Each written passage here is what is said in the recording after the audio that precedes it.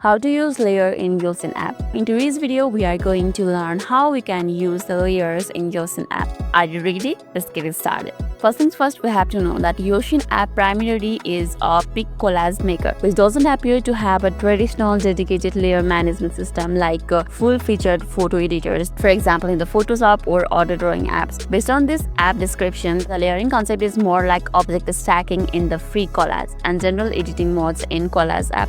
When you add the new elements like stickers, text, or the photos, they will automatically be placed on the top of the previous added elements, creating a stack of the objects.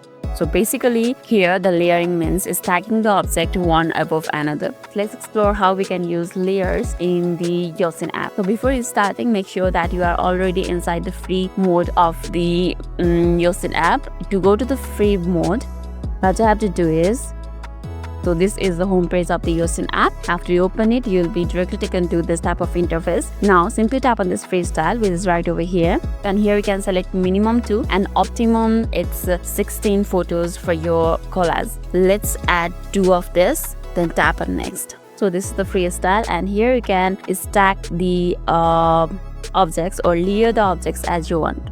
Like this. This feature may not be available with the other features of this app, like on the collage, on the posters, and on the edit section. Mainly this one, adding the photo over another, like this.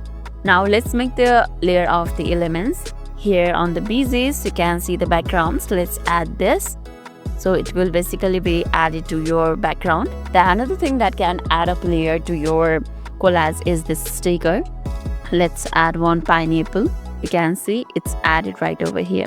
So it's have been added just above this. That means in front of this one. And above the text, like this, where it is, let's add it here, and it's been added in front of it.